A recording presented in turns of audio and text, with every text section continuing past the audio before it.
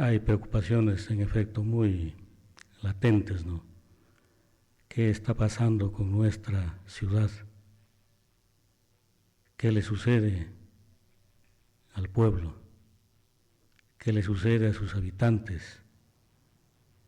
Otrora una ciudad llena de circunstancias muy enaltecedoras en cuanto a robustecer el pensamiento, la idiosincrasia de lo que significa ser un sujeto comprometido con su realidad.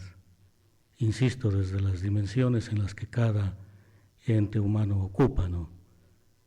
Entre ellas, pues, claro, hay dos asuntos vitales, el de la educación y el de la cultura, ¿no? Bajo esos parámetros, yo creo que cada ciudadano tendría que permanentemente adquirir una formación, ¿no? A través de modelos que tiene la palabra oral, la palabra escrita, la palabra que usted puede escuchar a aquellos que han llevado una vida coherente. Pero también, en el caso suyo, en la comunicación, se dan circunstancias, por supuesto, que llenan de vergüenza, porque la corrupción de las ideas, la falta de formación, lleva a caminos que a veces uno cree que no podrían presentarse y sin embargo se dan con circunstancias de crueldad, de indiferencia ante el problema vital de la convivencia del otro, del ciudadano, del de a pie y de todo ciudadano que quiere llevar una vida sana, ¿no? Y que por obvias razones no le es posible encaminarlas, ¿no? Y la preocupación suya como comunicador, la preocupación de muchos ciudadanos, ¿no?, que han llevado una vida de esfuerzo encaminada a que esta ciudad se proyecte con la dignidad, con la cultura, con la que por muchos años ha venido abriéndose un espacio, ¿no?, y del cual a nivel nacional somos merecedores de epítetos de alta elocuencia, ¿no? Sin embargo, como que eso se está perdiendo, como que hay una juventud y hay una edad de gente que se entendería que por su formación tendría que brindar lo mejor de sí. Y sin embargo, eso no está pasando. Quedan muy pocas personas entregadas a la defensa y al desarrollo de nuestros quehaceres humanísticos. Insisto, la cultura, el arte, el humanismo en general, ¿no?, tiene que ser trascendente. En Loja quedan aún esos vestigios y hay gente que está trabajando en el mundo de la empresa, bueno, emprender en todo lo que se puede y cultivando la palabra que enaltece, la palabra, como yo suelo decir por ahí en mis modestos artículos de educación, que hay que activar el culto dúlico, que sí lo tenemos, nacemos con ese culto dúlico. Hay que activar esos elementos micropolíticos con los que se puede aún llevar a cabo actividades que en verdad nos enaltezcan. Entonces, frente a esta circunstancia, estimado doctor, abierto aquí al diálogo con usted para responder a lo que crea que es factible hacerlo. le decía, querido doctor, este es un pueblo que se posicionó así. Conversábamos con usted, un pueblo que, claro, cuando uno estaba afuera, uno muchacho afuera decía, ¿de dónde eres? De Loja. No, tú no eres de Loja. Yo nunca olvidaré que en mis reuniones de amigos, porque como yo no tomo, entonces sí, todos los lojanos toman, tocan la guitarra, si yo no le echaba yo al trago, solo al trago de café. Como dijo alguien, pero con honrosas excepciones, ¿no? Claro, entonces, fíjese, había ese posicionamiento ya, toda una vida, ¿no? De que Lojano era bebedor, hombre lojano bebedor. Eh, Tomaba trago hartísimo. Yo decía, ay, no, yo no, este no es de Loja, debe ser de alguna otra parte del mundo, pero no, lojano no es. Y entrábamos a otros niveles y entonces decía, entonces sí es lojano. Esto sí es lojano. Muy bien. ¿Por qué? ¿Cómo es que va perdiendo? Fíjese lo que usted dijo hace un ratito, que es fuerte lo que dice. Todavía quedan algunas religiones.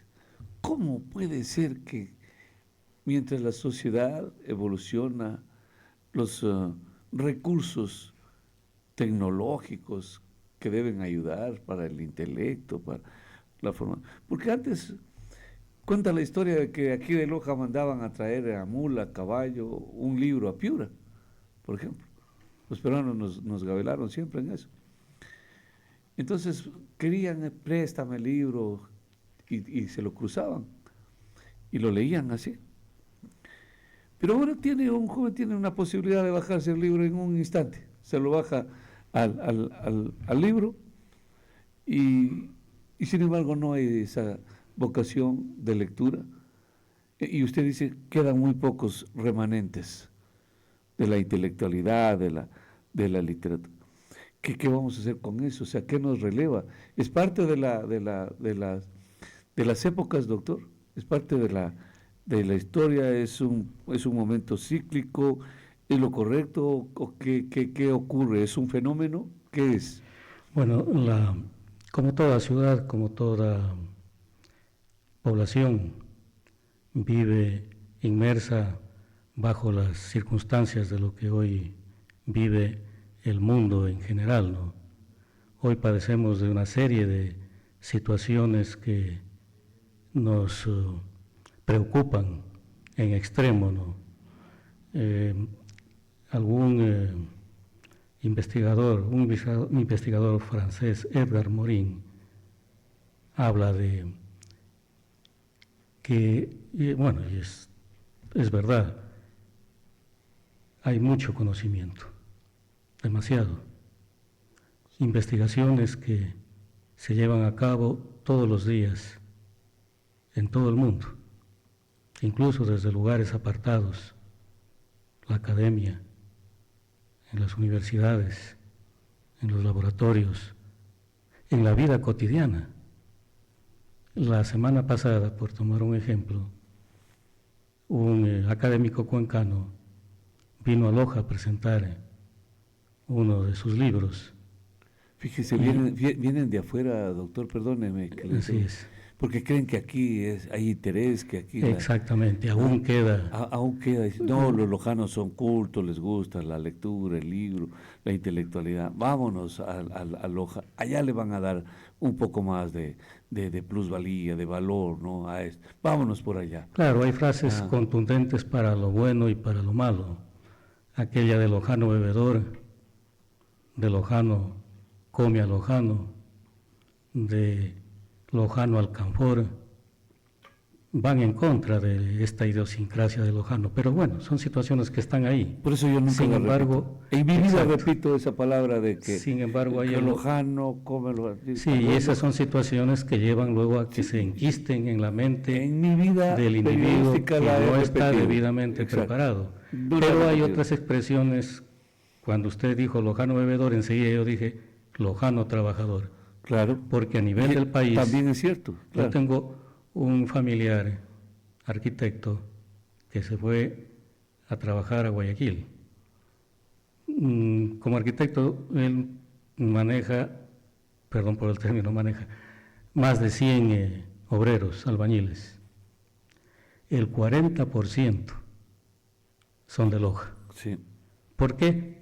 Porque son trabajadores honrados. Exactamente. Y entonces, mire, Sí. hay esas situaciones que hay Son que seguirlas antípodas. exactamente explotando. Ajá. Sin embargo, hay experiencias pues negativas que influyen. En esto de Edgar Morin que le comentaba, cómo se ha desarrollado la ciencia experiencial y la ciencia experimental. Está hablando del que vino a presentar el libro.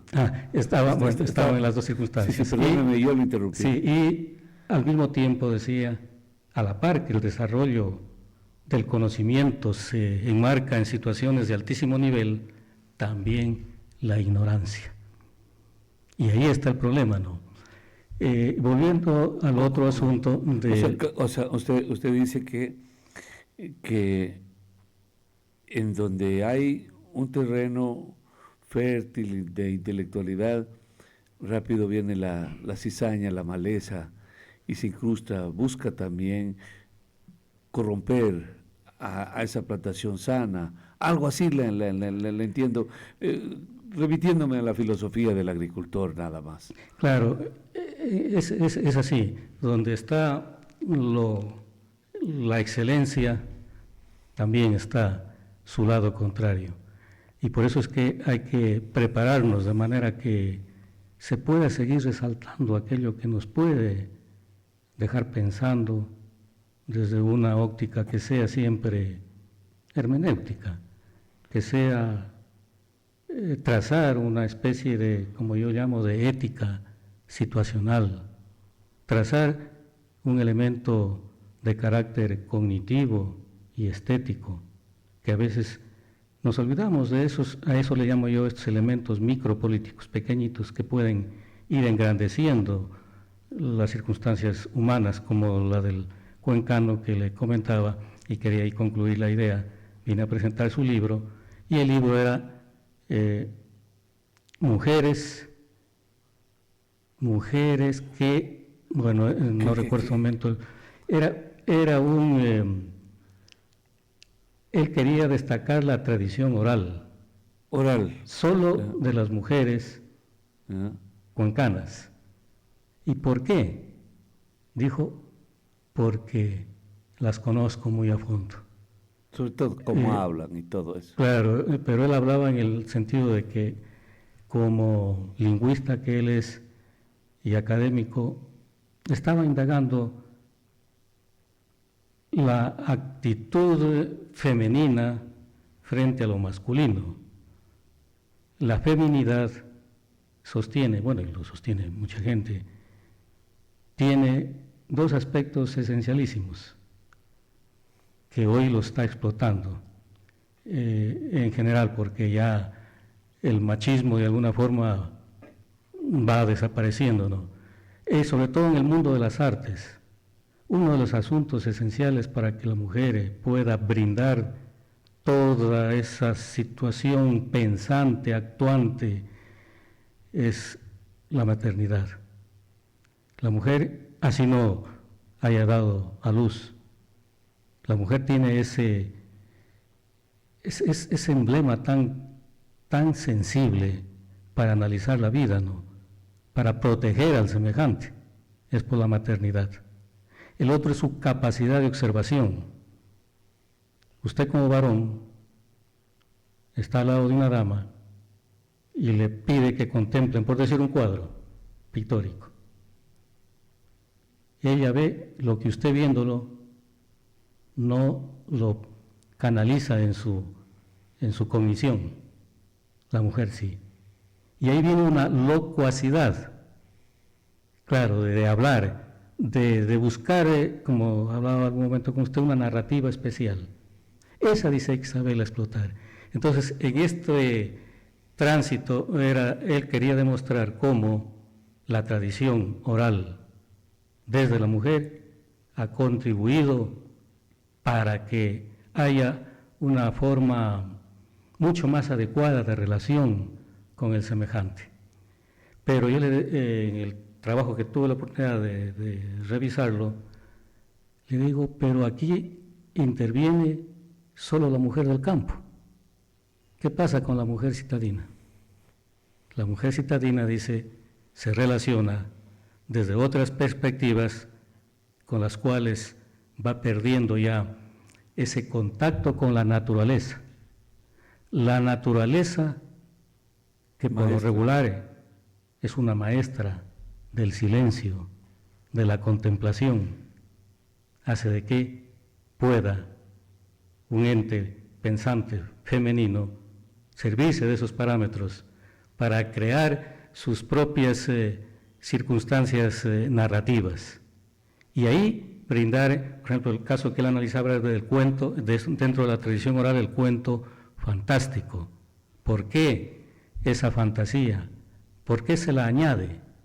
Porque a través de estos elementos fantásticos, por eso la literatura es enormemente significativa, porque se recrea la imaginación de una manera que puede, en este caso el lector, tanto en el ámbito literario, cuanto en el ámbito filosófico, y por supuesto en el ámbito científico, descubrir un lenguajear, como dice Humberto Maturana, un cientista chileno, un lenguajear que hace factible la creación de un emocionar.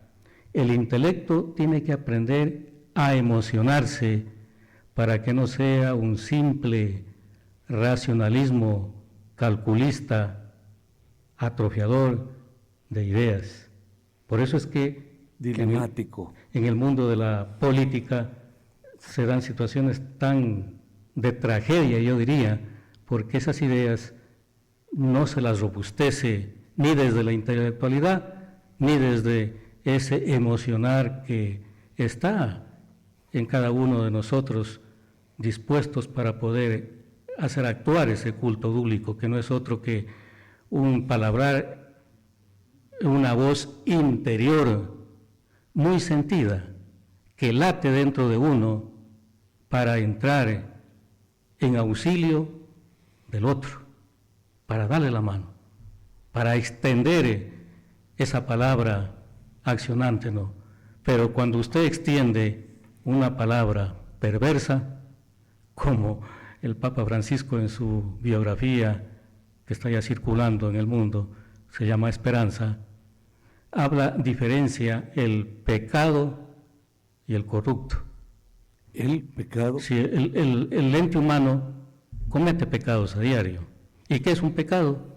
Es esa debilidad, esa transgresión personal que tiene el ser humano. Pero un pecado en el sentido de que, por lo regular, el daño no lo hace a propósito hacia el otro, como sí lo hace el corrupto.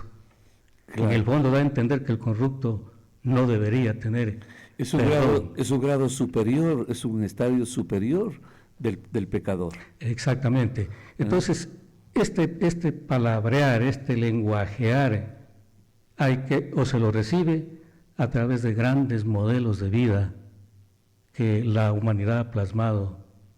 Usted recuerda, y yo siempre le escucho en los programas a veces citar a algún pensador, filósofo griego o romano, con los cuales hasta hoy se los toma en cuenta. Siguen vigentes. Exactamente, para crear esos estados micropolíticos desde el orden estético, fenomenológico y sobre todo desde una antropología ética situacional. Uno tiene que crear caminos, espacios que le permitan decir, y ahora, frente a este problema, ¿cómo actúo? No para hundir, sino para rescatar a ese ser humano que a través de su perversidad quiere hacer daño. Bueno, claro. Y por eso yo diría que Loja sí se ha caracterizado por esas situaciones de compromiso situacional, ético, antropológico, es decir, nuestras actitudes de lojanidad yo creo que se han robustecido y lo seguirán haciendo porque Loja está enclavada en un espacio, bueno, por un lado aislado, geográfico, que puede dañarnos, digamos, pero por otro lado, insisto en esos espacios de silencio, de contemplación con la naturaleza. Eso hace que uno pueda refrescar su nivel intelectual para fortalecerlo. Si uno no consigue modelos de vida desde la palabra, bien al escuchar, por ejemplo, escuchemos a nuestros abuelitos, escuchemos a la gente del campo, qué valía que tienen, porque ahí hay algo que se cultiva y que lo hemos perdido, la humildad. Es decir, hay una serie de circunstancias axiológicas que las estamos descuidando.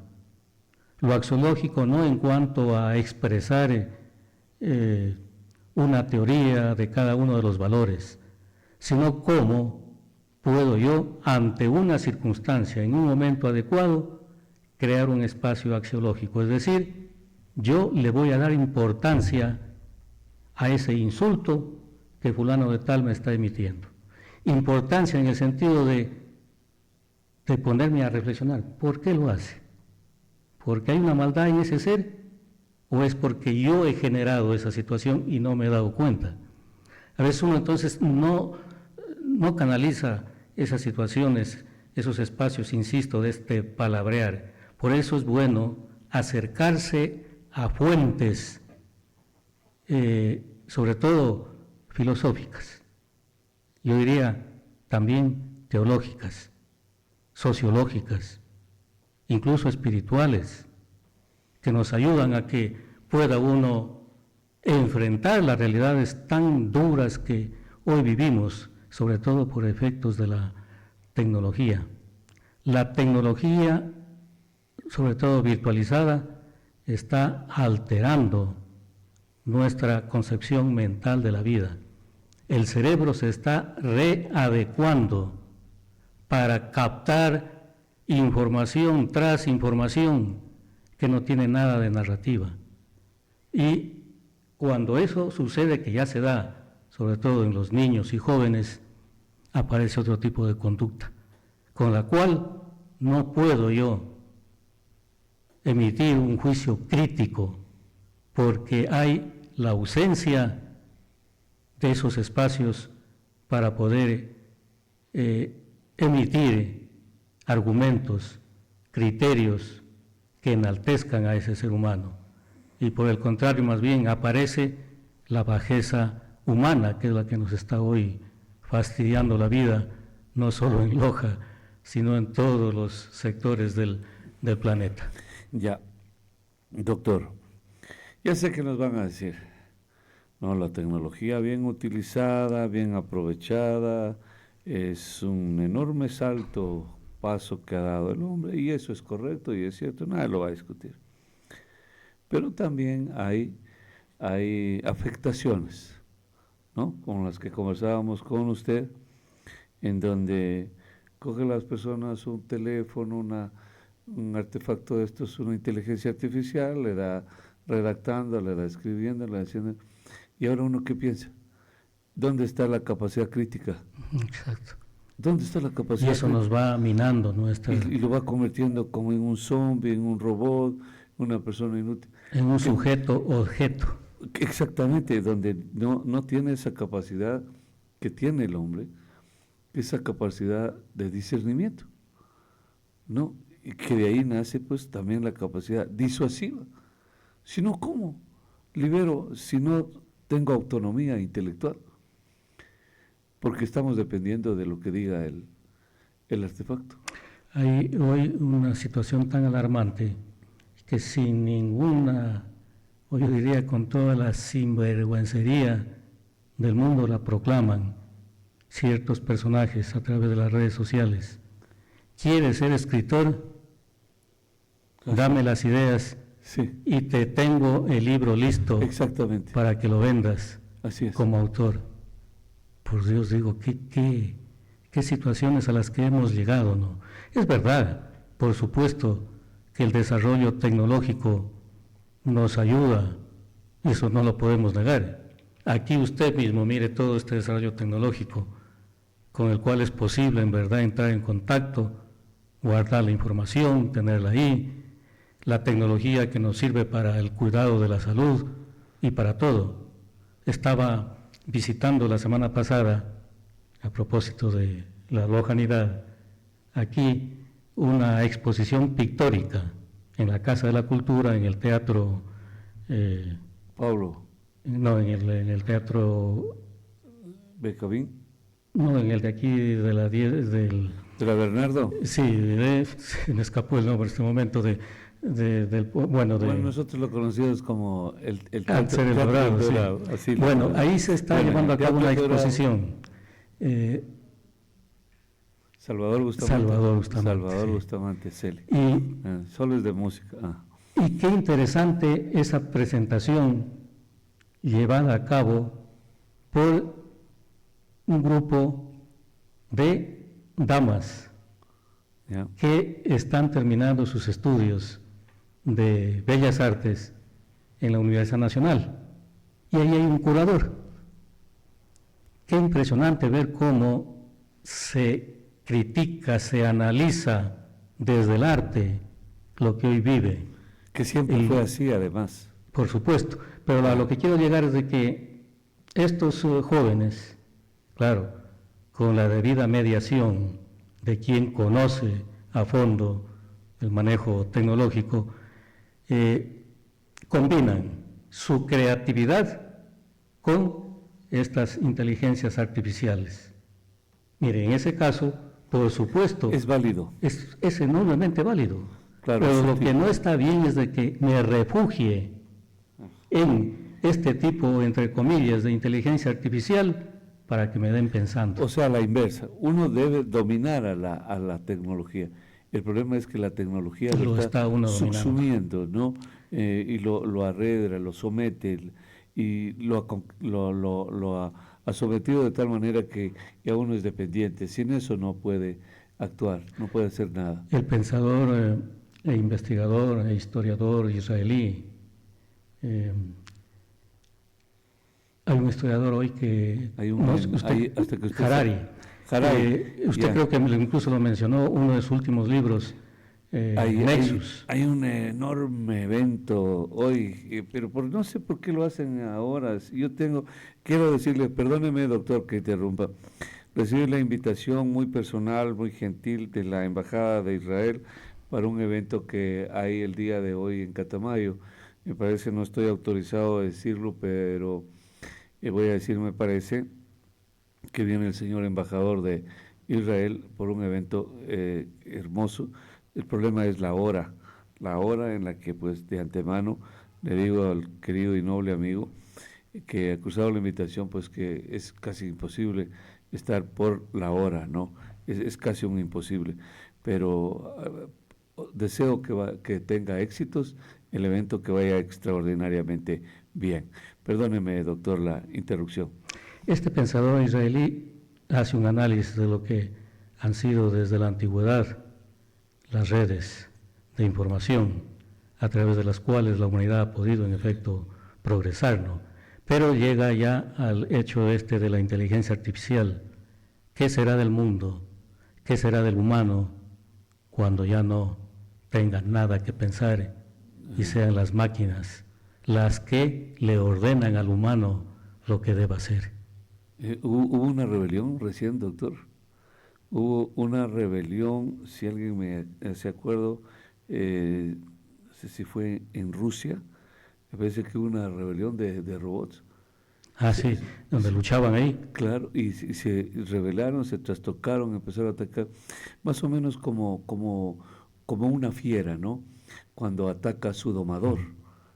Puede darse eso, casos son de extrema gravedad, de miedo, ¿no? Pero bueno, el ser humano también a veces actúa así, de modo que no hay que tener miedo. Claro. El asunto es, doctor, que como vamos a ir concluyendo, porque su horario laboral es exigente, es fuerte a esta hora, vamos a a ver y a decir, en Loja tenemos esa posibilidad de rescatar, de recuperar el amor por la intelectualidad, por la literatura, por la filosofía, por el buen vivir, por las cosas grandes que enaltecían a esta provincia, porque yo creo que es como estar en una arena movediza, ¿no?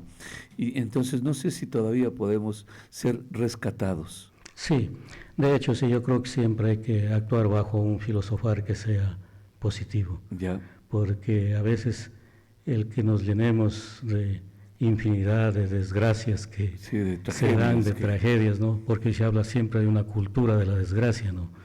Pero quizá esa misma cultura de la desgracia también nos produce una cultura de la gracia. Y en ese orden hay, Podemos invertirlo, dice usted. por supuesto, por Ya. supuesto. Usted mismo creo que alguna vez lo dijo, ¿no? Desde cuando ya algo ha tocado Fondo, fondo, sí. desde ahí Es cuando uno puede emerger, claro. puede emerger. Sí. Y yo aquí, por ejemplo, estoy trabajando con jóvenes que en el campo de la escritura, de la poética, de la pintura, de algunas situaciones artísticas que están tratando de elaborar nuevas narrativas para que la cultura se siga enalteciendo de ese palabrar que nos ayuda a dirigir la vida. Yo creo que podemos, y sobre todo aún a través de la tradición, de aquellos sujetos, de aquellos escritores que ha tenido y que tiene aún Loja todavía en vida, y que algunos de ellos incluso usted aquí mismo los ha entrevistado, gente que ha dado su criterio, su valía intelectual, unos desde la economía, otros quizá desde la misma política, Claro. otros desde la literatura, otros quizá desde la educación. Como el que en fin. hablaba yo hace un rato, doctor, de aquel hombre que con tanta serenidad y solvencia intelectual decía, Freddy, a veces la gente vota por los que se le parecen. Y sí me acordaba del tema de Jesús, cómo lo construyeron así, Suco, Josber. Bueno, es una cosa interesante de esta gente intelectual, ¿no?